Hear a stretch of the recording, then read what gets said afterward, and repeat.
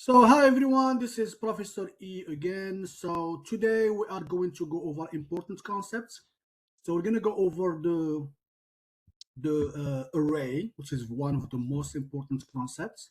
So kind of refresh your mind about how to create, declare, instantiate an array, how to manipulate an array, how to traverse the array, and also how to work with classes. So I hope you will find this meeting uh, useful and beneficial. So I'm going to share my screen, and then before I start, let's see if what do we have to cover in here. So as you can see right here, we did the first part. So PowerPoint slide from 7 to 12, it covers the important concept. We have lecture videos here, and this is the programming assignments you will be assigned. As you can see right here, we have, as you can see here, methods about creating slope. We're gonna get to that once we finish with the, and then this is the second part. Basically, create an array, enter the information of basically the grades. Then you're gonna display the grades, not the normal way, like 90 and above is A, between 80 and 90 it's B. No, it's different, which means you have to find the highest grade. And then if you subtract minus 10, any grade higher than that number, the highest minus 10 will be A. So we're going to use an if else if statement. So you're going to grade it in a different way, not the normal way.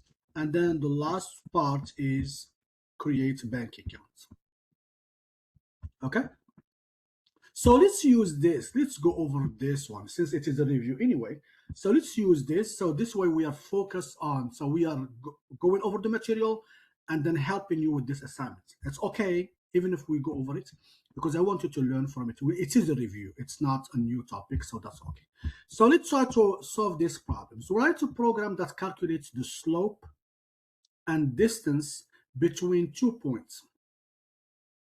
The program should prompt the user to enter 4 integer values that represent the coordinates of 2 points, x1, y1, x2, y2, respectively, and call the following functions. We're supposed to call it methods, because functions in C++ or in Python. So, and then this is how the slope works. Okay? So let's switch, as I said. Oh, I'm sorry, I haven't shared my screen yet. So I'm going to share my screen. Like I said, we are going to go over these problems right here that we have. Program number 1, number 2, and number 3. Okay? So I'm going to switch to Eclipse. Can you see Eclipse?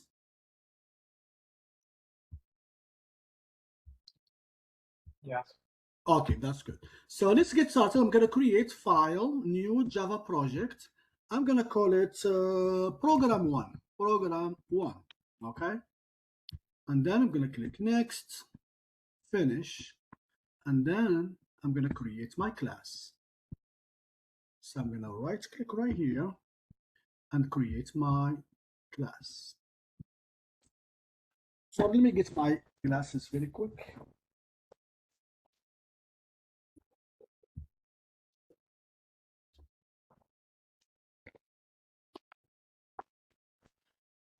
All right, so we're going to name it the same way. Remember, the project is basically just a container, and then this is the class we're going to put the code. So we're going to call it the same thing, program 1, and then we're going to use the public static void. Make sure it's checked. Okay, so now this is the class. So if you run it,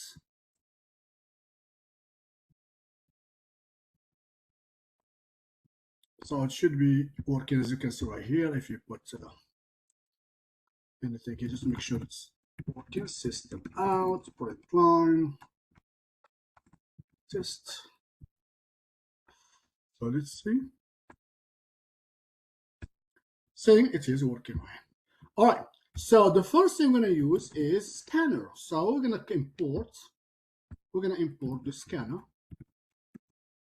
import java.util. You can put scanner or just put asterisk in here. Okay, and then we're going to create the scanner object so we can prompt the user to enter this information. Scanner scan equals new scanner. Again, this is all just like a review. Okay, this is something that you must have done earlier. So what's the first thing? You're going to ask questions. System out print line, enter four values. So enter x1. Now, of course, we're going to save it. x1 equals scan dot next int. And then I will repeat this 4 times or 3 more times because we need the two coordinates, the coordinate for each point, 2 points. So this is copy, paste, paste, paste. So I'm going to change this one to y1. Okay. No, second one. Second one is y1. And then second one is x2. That's the second point. Please, if at any time something does not make sense to you, please bring it to my attention, okay? Just in case, like maybe I'm going too fast, so slow me down. So this is y2. So I have all the information about that, okay? So now what we're gonna do, we're gonna create, as you can see here, we're gonna create a function, not function, a method that calculates the slope. So I'm gonna put it right here, public static, and then a slope returns double, so-called slope. So, and the slope takes 4 values, right? So we need, let's call it a, or let me call it my x1, okay? And then my y1, and then my x2, and then my y2, okay? Oh, so what is the slope? So this is geometry question. So basically, anybody knows what slope is? Can you remind us what slope is? What is the formula for calculating the slope?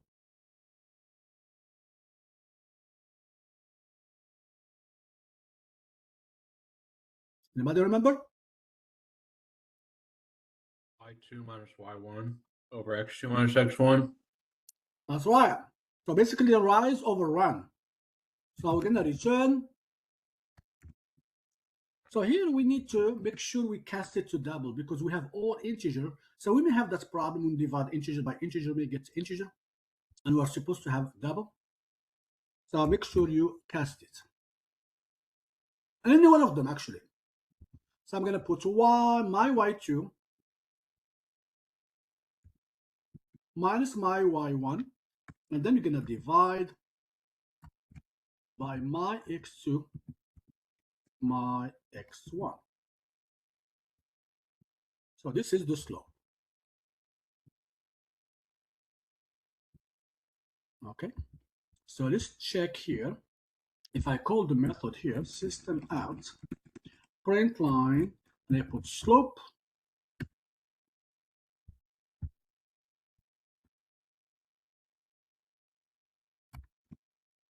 so I'm going to come up with 3 numbers. Let's say 1, 3, 2, 7. So this is the points. So let's see what the slope is. So that should give me 7 minus 3. That's 4 over 2, which should be 2. So let's see if this is, say, oh, it's going to ask me for x1. Oh, we already have x1 here. We don't have to. So I'm just going to put x1 here. And then y1 here. Because we already prompted the user to enter this information. So we're just going to use that. x2, y2. So now we're going to prompt the user to enter this information. Let's enter the same thing, which is, we said 1, and then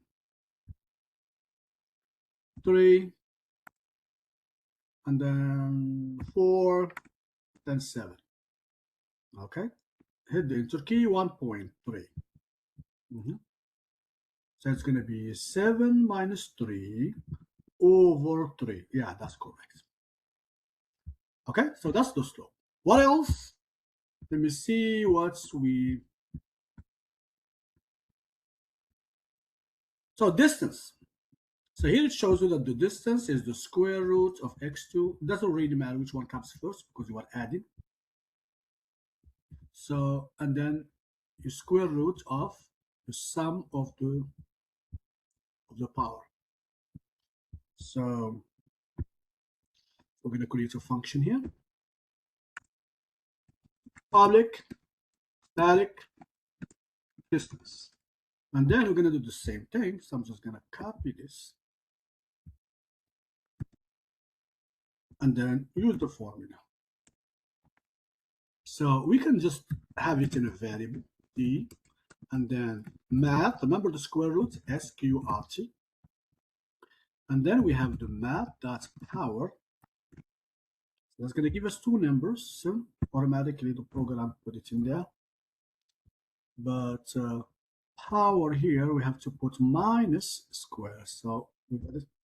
So we put the x, my x1. And then you put comma 2, that means square. And then you're going to copy this and do it for the other point. So it's going to be x1. As I said, the order is not important. As long as you are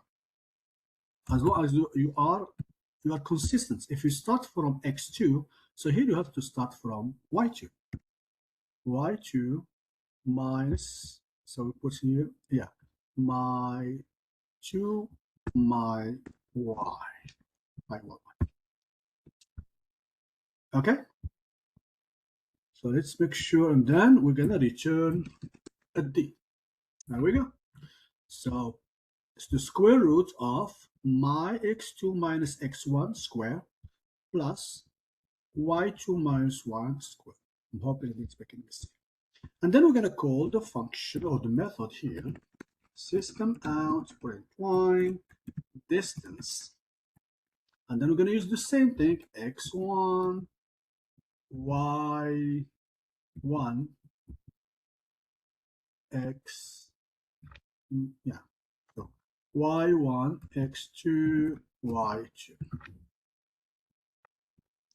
So let's use the same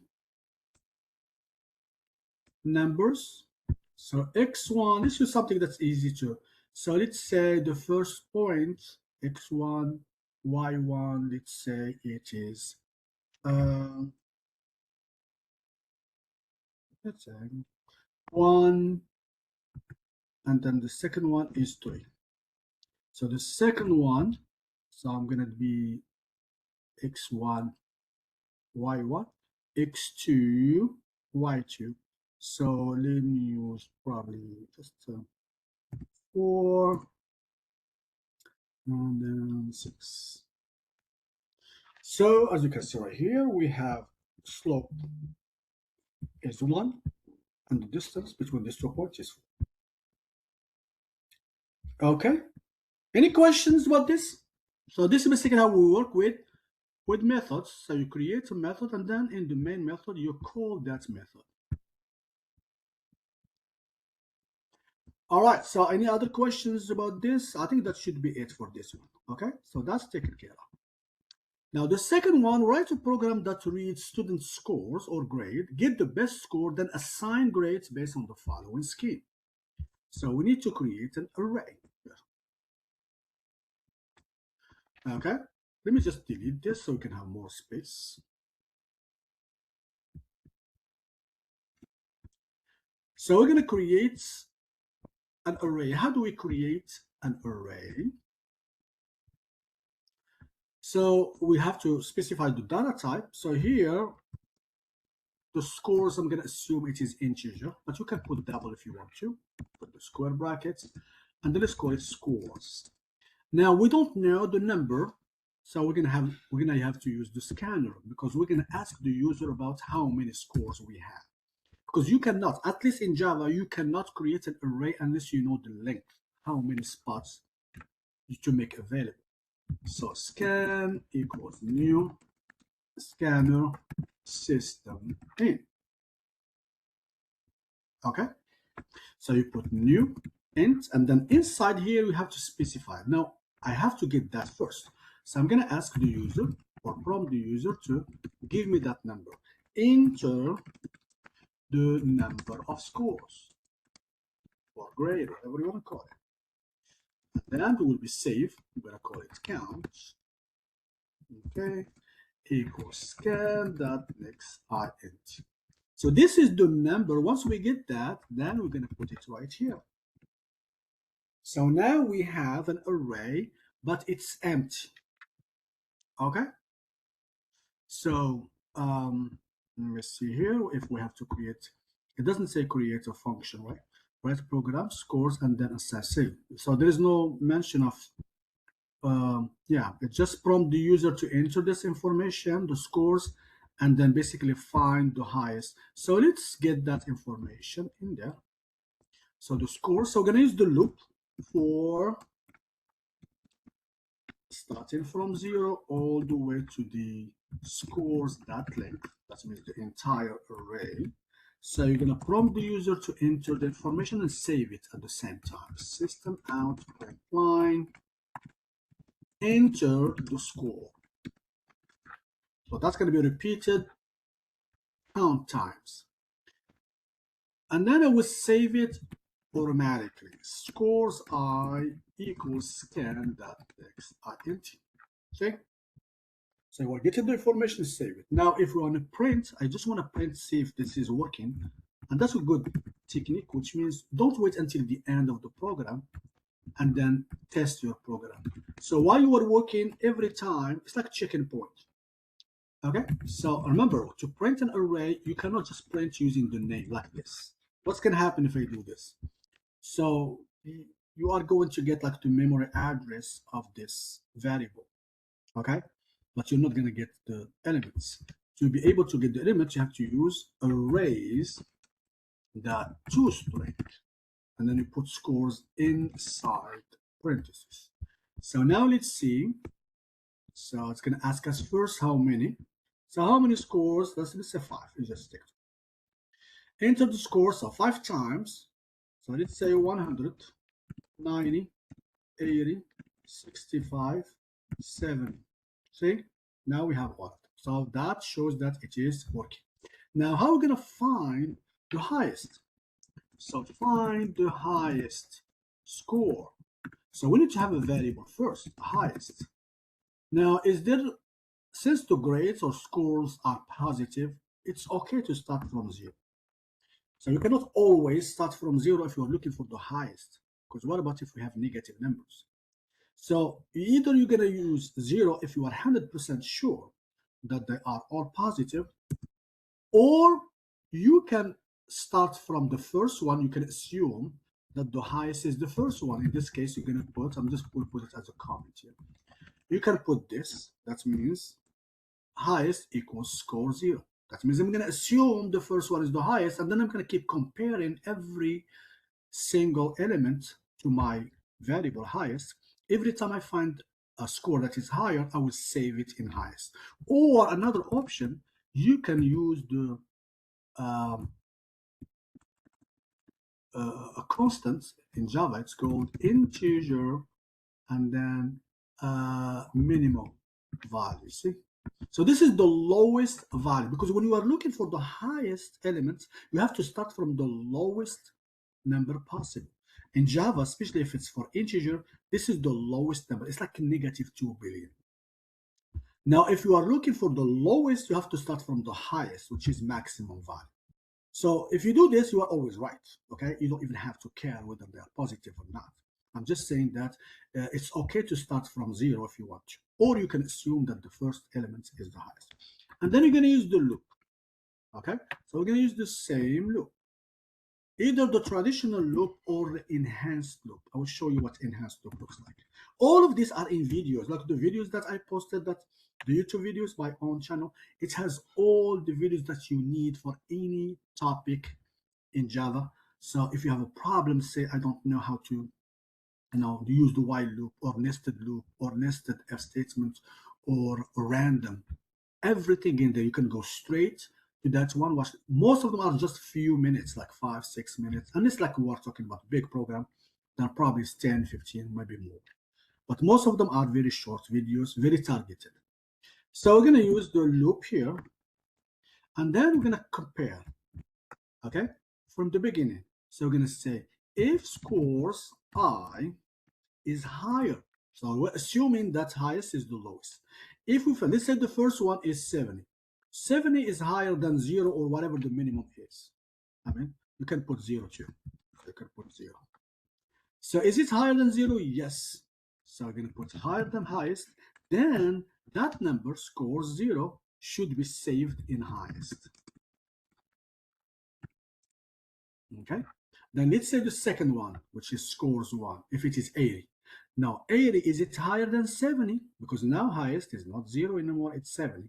Yes, 80 is higher than 70. Now save 80, which is scores 1, to highest, in highest. So basically highest is just like a box or a container or a storage place where every time you find something bigger, you save it.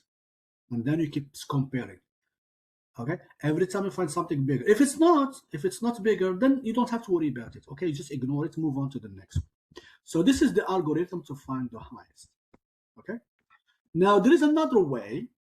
Okay, another way. Let me just put this as a comment. So to show you, there is what we call the enhanced loop. Enhanced loop, basically, I'm not going to use the I. I'm just going to say this. For every score, S, and you put colon, and then you put the name of the array. This is an easy way. I call it express loop. And then you don't have to use I. You're going to put S. So S refers to every single score, like 70, 75, not the I, not the location. If S is higher than highest, then highest equals S. So they're both going to give you the same answer. It's just, this is using the traditional loop that you are familiar with. This is called the enhanced loop. It's like a very express. I mean, of course, now there is a problem with, not a problem, but in some situations you may not, it's not going to work. In some, very, very few situations. Because the for each loop does not allow you to change the values. It allows you only to access them, but you cannot change. If you want to change, let's say, for example, I want to change some values. Let's say if there is a grade less than 50, so change it to 70. I cannot use the for each loop. I have no choice but to use this because you have to mention the I, the index, the location. Anyway, this is just for your information. So both of them are correct. Now let's print just to check, make sure it is working. So we're going to put here system out print line. The highest score is, and then I'm going to put highest. So let's check, make sure it is working. So if we run the program, then it's going to prompt us to enter. Okay, so it's C5. And then I'm going to enter the grade 70, 80, 90, 45, 96. Enter the score one more time, and then 30. Please enter. Oh, I put 65. Oh, I made a mistake. Okay, let's stop that. So scores is only 5. And then enter the score 70, 80, 90, 40, 30. Say the highest score is 90, which is correct. So it is working. Now that's not the end. Okay, we're not supposed to print, we're just testing it. Now we're going to use that way of grading. We're going to use if what? If score, of course I have to use the loop. So I'm going to use the loop here. And then I'm going to say, we have the highest, so I'm going to put here if score I is higher than whatever the highest minus 10, then give them A. So I can display scores with S. Excuse me. So if it is higher or equal,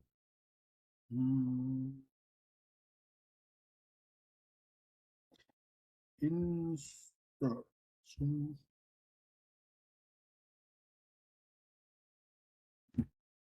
So if it is higher or equal than highest minus 10, then we're going to say you got a system out, right line, you got a. And then you're going to continue the same way. Else f, what about if it is higher than 20? So when you say else f, that means we already know it's less than that. So we want to limit it to b. So I'm going to put else f higher than 20, then you got b.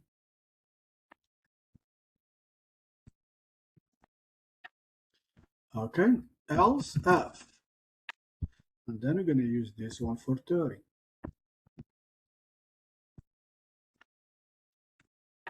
Then, okay, this one b. B. And then we're going to continue, right? Let me check that this is. So 10, 20, 30, 40. That's good. So we have 20, and this one is 30. And then we can copy this. This is for C. C. And then, does it say D? Probably yes.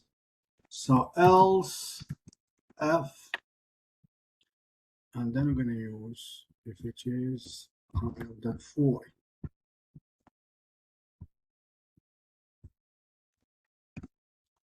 Then we're going to give D, otherwise it's going to be F. All right. So the last one is just else, because whatever it's not, if it's not C, if it's not A, B, C, D, then it must be F. That's the only option we have. So you got F. All right. So that's how the program will work. Okay. Next one, we are going to move to how to create an account, bank account. So all the classes, they almost follow the same structure. That's why we're gonna create. So if you are able to create one single class, all of them follow the same thing. You start with the variables, instance variable, you may have some static variables, and then the constructor, you may have one, you have more, and then the accessor methods, the modifiers, and then you add a few more depending which class you are working with, and then you end with the string. All of them follow the same thing. So let's see how it works. So let's create a new project because we don't want to mess with this. So let's call this bank account. Bank account. Okay. So we are going to create two classes here. So one for the class bank account and the other one maybe for the tester. Okay. So we're going to right click here and then create a class. So it's called bank account. So we're not going to check this one because we're going to put the main method in the other class. So now we're going to create another class. That's for the tester. That's where the main method will be located. So we're going to put tester. Well, let's call it, just tester. So that's where you check this. All right, so what are the variables? So let's start with the bank account. The first thing is which variable we are going to work with. So it looks like here we have only three: name of the account holder, and then the account ID, and then the balance. So you have two string and one double. So we are going to declare them. We usually we declare them as private. So we have a bank, or I'm sorry, account ID, and then name, or maybe you're gonna call it account holder, and then the other one is double, is the balance. Okay. So now after the variable, you're gonna create what you call constructor. What is constructor? Constructor is just type of method that allows to create objects, because bank account we are talking in general. But if you, let's say somebody he is about to create or to start a new account in a bank. This is an object. Why? Because we have a specific name, we have a specific ID, specific banks. So that's what the constructor is. Okay. How do we make constructor? Always public, and then whatever name you have for the class, that's going to be here. Exactly. Nothing in between. Don't put void, don't put any data type in there. And it comes with parentheses. Now you can have one or more. Like for example, I can have one. This is called the default constructor. So what is the default constructor? When you assign some values, let's say the first time, I don't know, I don't have any particular, but I'm going to say that the account ID is just, sometimes we may see something like this, just zeros. Okay. So we use it as a placeholder, for example. And then account, like in most of the programs, they have like one case. It's just like an imaginary person. So we're gonna put this one as holder, just maybe for testing purposes. So we're gonna put here John Doe, for example. There's no John Doe, but we gonna use as a unbalance is just here. So this is just, you start with this. Let's say sometimes you know that somebody is going to create an account, but you don't have any information about them. So you create using some default values, and then when he comes back with all the paperwork, then you can change all of this to whatever the name is, account holder is, the account ID is, and balance. Now for the other one, if you have the information, then you need to come up with the information that we have. So that's why you need what? You need ID, and you need the name, then the balance. So all of these parameters, they should match with the variable you have on top. And then I'm going to give you like why we need this. Just give me a second and I will show you where. So this one is ID. See, the one on top should be on the left. And then the one in this inside parentheses should be on the right side for each one of them. So here we have account holder equals what? Name. And balance equals bar. Why do we need to do this? Now, if I go to the tester, I'm going to show you why. So this time I'm going to create two accounts here. Okay. So I'm going to put bank account. I'm going to call this B1 equals new bank account. Like this is the constructor. Constructor, this should match with this. That means I need three information here. Okay, so I need the name. Is it the ID first? Yes, ID first. So let's say we have a given person. He has this ID. Okay. Let's say M. And then we have the name.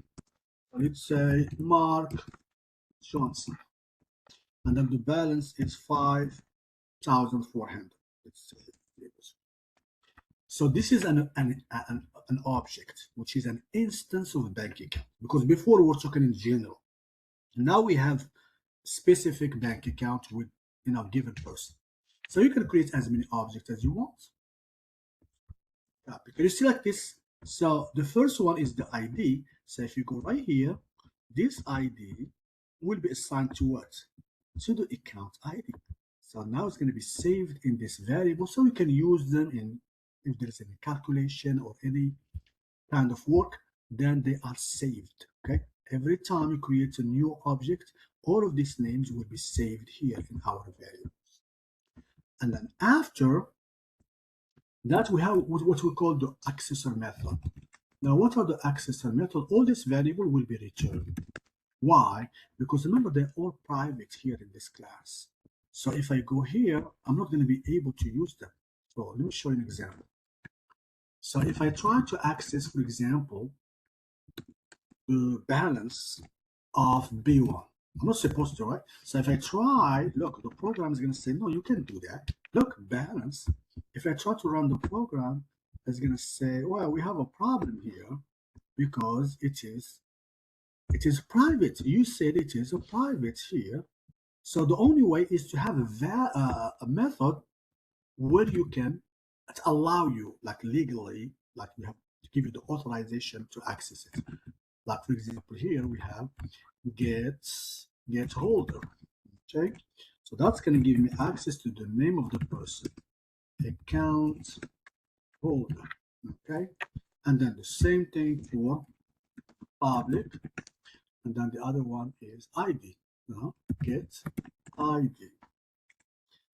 So now if I go to the tester, I should be able to use this. So get ID or return account ID. And then finally, we need the balance. So we call them accessor because they allow us to access important information in the outside the class. So get balance. So now I'm going to return the balance. So now if I go to the tester here, I should be able to access this. Instead of balance, I'm going to put get balance. See, now if I run the program, I should have no problem because it's not private. But normally, like inside the method, maybe you have some password protected process that they check, make sure that you are the right person. So it's not like just return the balance. Maybe they would check, okay? Maybe there is a process that you have to go through before they check that you are the authorized person. And then what about if you want to change? What about if there is a mistake? Like a balance, there was a mistake. Okay, it's possible.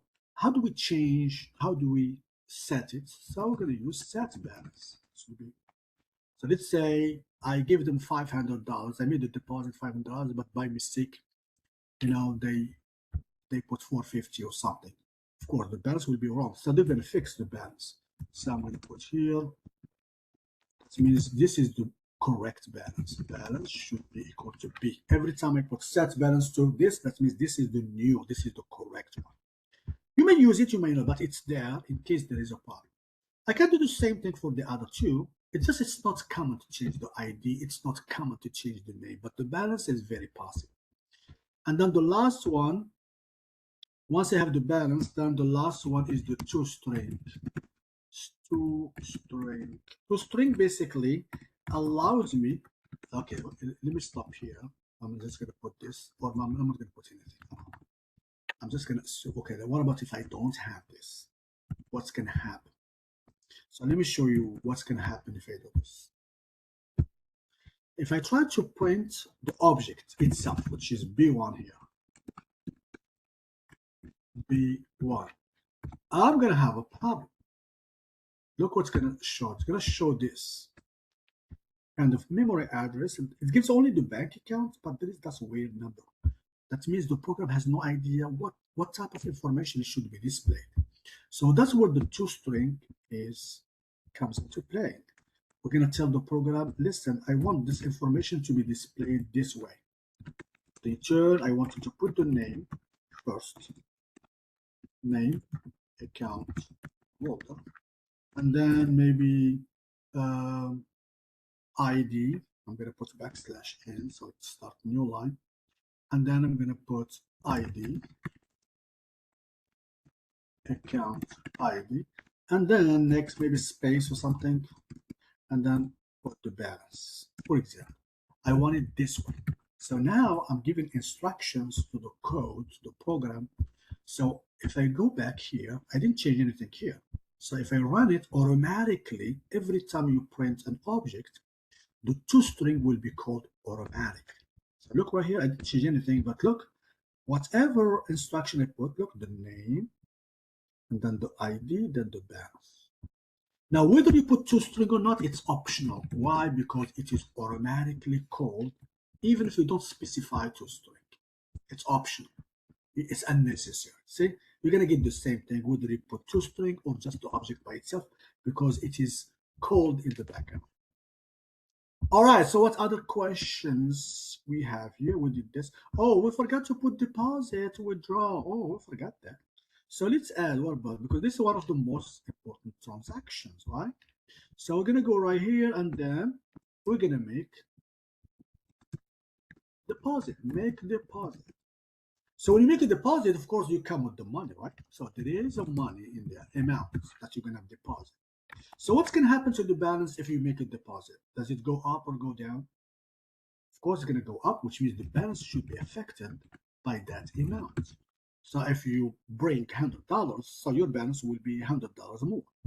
And the same thing or the opposite will be for withdraw. So withdraw, of course, first question they're gonna ask you, okay, how much money do you need? So I don't have to call it amount, but if I call it, that's not a problem because it's a local variable. So now the balance will be decreased now. Minus equal INT or whatever you call it. Okay. So now I can do all kinds of stuff. B1, I can make all the changes I need. B1, that make a deposit 350. Okay. And then I'm going to make a withdrawal. Let's say 780, something like that. And of course, every time you make a deposit or withdrawal, the balance will be affected. Okay, so let's see. So I created a tester class that has the main method. We did that. We created one object, but here there is 2, 4, 5.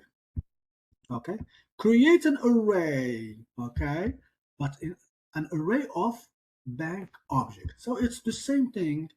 Created an array earlier, so we're gonna do the same thing, but this time it's gonna be bank account, not integer. So you're gonna use the class name, which is bank account. That means it's an array of bank account, just like bank account. I'm sorry, array of integers or double. It's the same thing here, but here we have bank account object. So we're gonna put bank account, and then you put square brackets and give it a name. Let me call it ACCT equals new bank account. Or let's say here I'm gonna come up with a bunch of them. So I'm gonna copy here and then create maybe 3 more. So I'm gonna put here, let's say B2, B3, and B4. And then here maybe we have different things. C, and then here we have S9713, and then here we have V2794. So here we have Celia, and then maybe it has 24,000. Okay, here maybe we have steel something. Okay. And then he has, let's say, 6,500. And then here we have I don't know, Villarreal Gomez. And then let's say he has only 300 for account. Okay, so now we have all of this. We're gonna put them here. If we have all of them, just put them in a list like this. So we have B1, comma B2, B3, B4. Put them all together here. So now we have an array of what? Of bank account objects. Okay. So is there any other question? This is calculate and display the total amount. Let's say I want to calculate the total of all. I want to see how much money we have in this bank. So we're going to use a variable sum equals 0. And then we're going to use the loop. Again, I can use the for each loop. Remember the for each loop? I can use it. You have to put the class name here. Integer, string, double, or if it is array of objects, put the class name, which is this name right here, bank account. And then I'm going to put B, that's the variable that basically replaces every single bank account object. And then the name of the array ACT. And then I'm going to keep adding the balance. I'm going to put here sum plus equal B dot what? Get balance. That's going to add up all the balances and then give you the total right here. System out, line. So the total all balances is and then sum. So if you run print line. So if I run it again, it's going to give me all this information. See, 35,770, which is the total of this. Okay. So any questions? So display the total of all, display the bank account information that have a balance higher than 3,500. So let's say I want to have the list as a bank. I want to see how many people have more than 3,500 or whatever amount in there. So I'm going to use the same thing. I can use either again. So let me use the traditional one to show you the difference. Or so here we put int because we're referring to the I, to the index. I less than ACCT length I plus plus. So now I'm going to check. Okay. So I'm going to put here F look ACCTI. See, when we're using traditional loop, you have to mention the index I. And then I'm going to call get balance. If it is higher than 3,500, then print system out print. Now what I'm going to print, I'm going to print the object. Remember we said if when we print an object, remember B1, when you print B1, automatically whatever is in the toString will be called. So I'm going here, I'm just going to put print what ACCTI. If you put toString, that's fine, but that's going to print all of them. See that all the information of the balance, but the last one was not mentioned 3 because it's only 300. So Villarreal was not in the list. Remove all bank accounts with negative balances. So let's give a negative balance. Let's say this one was a negative. Okay. So how can we remove? What does remove mean? Remove means, especially if we are dealing with array, is basically assign null. Null. Okay. Null means no object. So here I can say that using the loop. So I'm going to put here for 0 less than ACCT dot length I plus plus. So I'm going to put if it is negative, if ACCT I get balance is negative less than 0, so assign null, because by default when you create an array, let me give you an example here. Let me finish this one first. ACCTI equals null. Null is a keyword. It's not null. That means basically that's a way to remove it because null is the default value. So let me give you an example here. Imagine I have a string. String is a class, right? So if I create an array, let me call it list, and then I create an array 5. I didn't say what the strings are. So by default they are what? They are null. So if I print list, look what we're gonna have. You're gonna see null in all of them. Because that's the default values. Do you see that? Okay, let's see. Oh, I didn't print the list. Because remember I have to use the arrays. That's not the correct way. We talked about this at the beginning. Arrays.toString list. So this will put null in all of them. Because that's the default value. If you don't put anything, it's like when you come to the classroom and there is nobody. That's null. That means this classroom is for students, but now there is no students. So the absence of object means null. That means that's how the program knows that there is no object in that particular spot. So here, if you assign null, that means basically you are removing the object. And if we print the array here, you're going to see that the last one, there's nobody here. So Villarreal is not there in the list. It was entirely removed. Okay, so that's pretty much it. And display the balance of the bank account holder with the name. Oh, let's say we are looking for this person. Well, here we have Joe Giggs, and let's use our name, one of the names we have. So if you are printing, basically we're searching for someone.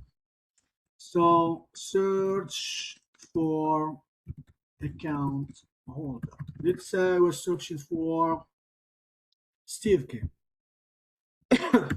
So here you have the choice. I can use the traditional loop or the for each loop. So I keep switching, so this way you get to be familiar with both of them. So we always use the class name, bank account, and then the variable, call it anything you want. No, BC. and then the name of the array, we have colon. Colon means go from the beginning till the end, ACCT. And then I'm gonna check if the name, okay, which means I have to access the method get holder. That's how you call this, right? Let's go back and check. Yes, get holder. So I'm gonna put here if list bank, I'm sorry, if BC, always the variable here, dot get holder. Now, since it returns string, I'm not gonna use this. I'm gonna use equals. Equals, and then I'm gonna mention the name, Steve Kim. If it matches, then I'm gonna display the information, system out, print line, so print that BC. Remember, BC is the object, so automatically the toString will be called. So now run it and see. What do we have? Oh, null. Can you see it? No, that means there is a problem because one of the elements, one of the bank account object is null. So to avoid this problem, what we're gonna do, you're gonna put if, let's say BC is different than null, because every time the program find null, it will generate this kind of error, null pointer. So you have to have an object. If you don't have it, then you're gonna get an error. To avoid that, I'm gonna say if BC is different than null, and then check. So if we do this, then the program will not call the method get holder because there is nobody. It's like you are calling this method for someone that does not even exist.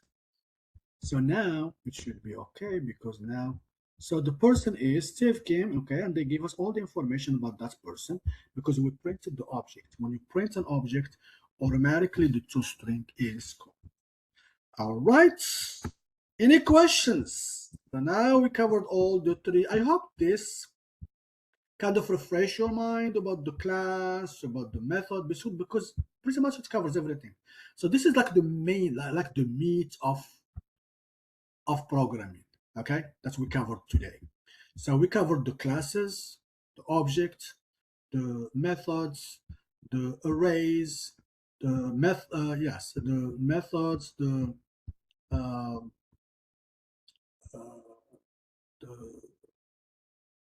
I mean, all the everything like about the abstraction, encapsulation, all these terms that we use. So I hope you find it beneficial. So I will post this video in case like you want to take. I know like I talked about a lot of things, but still, this is just a review. This means this is something that you should have learned. So I'm just kind of refreshing your mind about this. Does anybody have any question? Any question? Anything? So I will post this. Let me stop the recording.